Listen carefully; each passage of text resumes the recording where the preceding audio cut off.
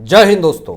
आप लोगों को खबर पता चल ही गई होगी कि लेह पुलिस ने सोनम वांगचुक को गिरफ्तार कर लिया है, लेकिन बहुत सारे लोगों को यह पता नहीं है कि वांगचुक को जब लेह पुलिस ने गिरफ्तार किया तो इसके पीछे का रीजन क्या है, किस लिए गिरफ्तार किया, और जेल में हथकड़ी लगाते हुए जब लेह पुलिस ले जा रही थी वांगचुक को तो जेल में जाते ही एक बड़ा नाम लिया है, एक बड़ा कबूलनामा किया है वांगचुक ने, जो मैं आपको आगे इस वीडियो में बताऊंगा।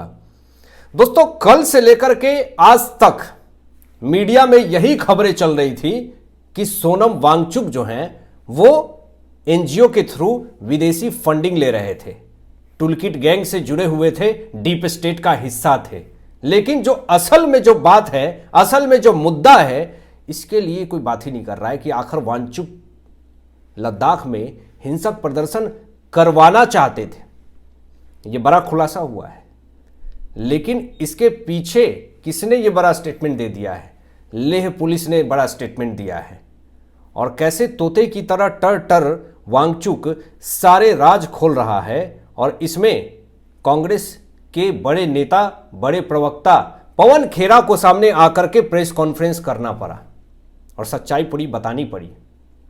मैं आपको बता दूं कि यहां पर जब गिरफ्तार किया गया लेह पुलिस के तरफ से वांगचुक को, तो इन्होंने पहले भी यह बात कह दी थी, इनको यह बहुत अच्छे से पता था कि मैं किसी भी वक्त गिरफ्तार हो सकता हूं।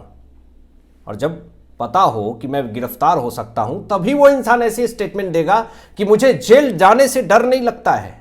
इसका मतलब कि आपको पता है कि मैंने वो काम किया है और मेरे एनजीओ उन तमाम भ्रष्टाचारों में डूबे हुए हैं, इसलिए मैं जांच में सामने आऊंगा और मैं गिरफ्तार हो जाऊंगा। और इसीलिए गृह मंत्रालय ने वांगचुक के एनजीओ की लाइसेंस को पूरी तरीके से रद्द कर दिया, एफसीआरए लाइसेंस को पूरी तरीके से रद्द कर दिया। और इसीलिए वांगचुक को यह स्टेटमेंट देना पड़ा है कि मुझे बलि का बकरा बनाया जा रहा है।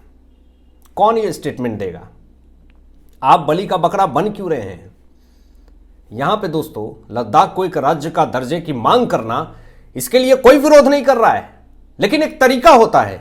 आप हिंसा प्रदर्शन कर रहे हैं, वहां पे लोगों की जानें जा रही हैं, 80 लोग घायल हुए हैं, जिसमें 40 से ज्यादा लोग पुलिसकर्मी हैं।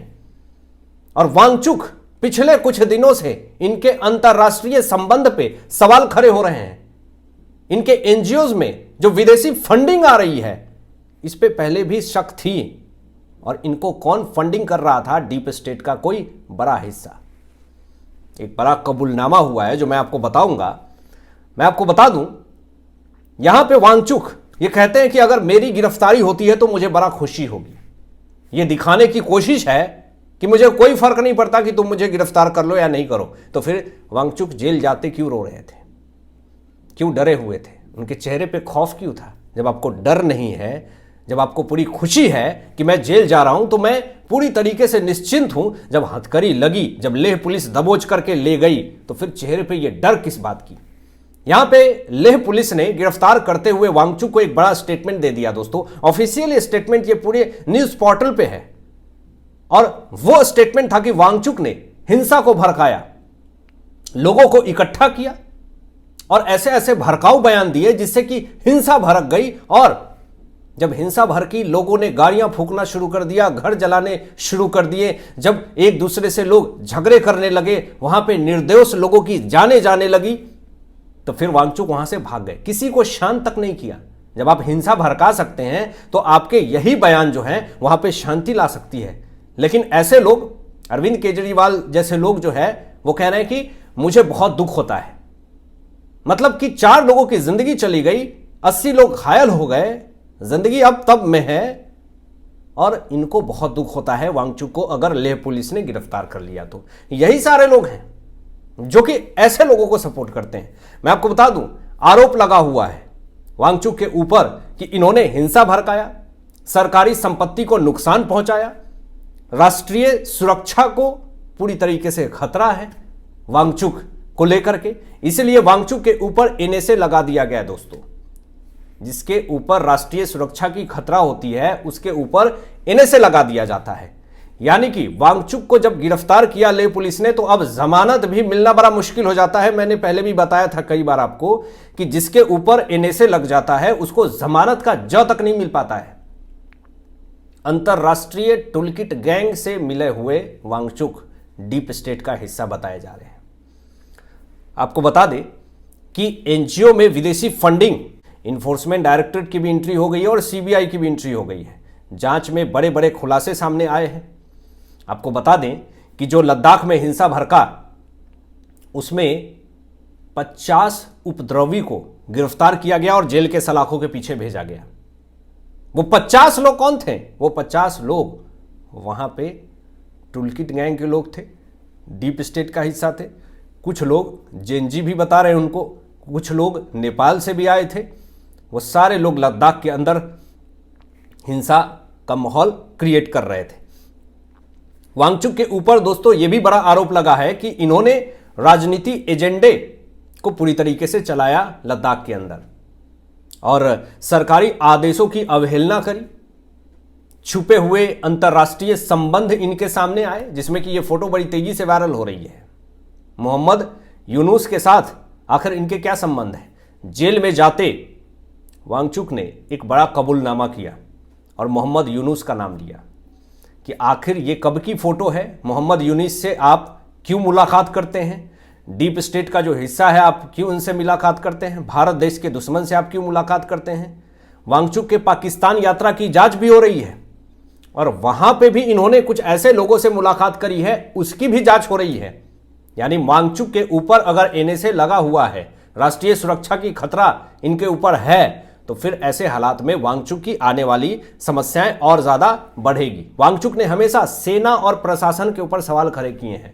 आप राज्य का दर्जा मांग रहे हैं लद्दाख को लेकर के, मांगिए, लेकिन आप सेना और प्रशासन के ऊपर आप सवाल खड़े करेंगे तो आपसे तो राष्ट्रीय सुरक्षा के खतरा तो होने के संभव है, काफी ज्यादा चांसेस हैं। लोग वांगचुक को चीनी एजेंट भी कुछ लोग कह रहे हैं। सोशल मीडिया पे हमेशा कुछ न कुछ वीडियो बनाते हैं, सोशल मीडिया पे हमेशा जनता को भड़काने की कोशिश करते हैं, सोशल मीडिया पे हमेशा झूठ अजुल फजुल बातें बोलते हैं वांगचुक।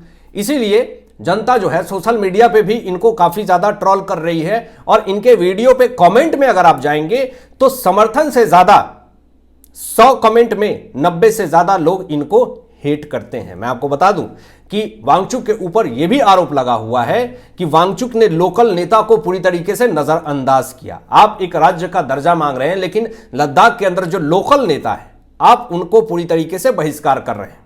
कल से सोशल मीडिया पे दोस्तों ये सवाल खड़े होने लगे। एक फोटो बड़ी तेजी से वायरल हुई थी, एक राहुल गांधी के साथ फोटो वायरल हुई थी, जिसमें भारत जोड़ो यात्रा के दौरान एक कांग्रेसी पार्षद लेह का दिखाया जा रहा था और एक हिंसा जहां पे भड़की लद्दाख के अंदर, लेह के अंदर, वहां पे एक मास्क लगाया हुआ व्यक्ति, दावा किया जा रहा था सोशल मीडिया पे कि ये जो है कांग्रेसी पार्षद है।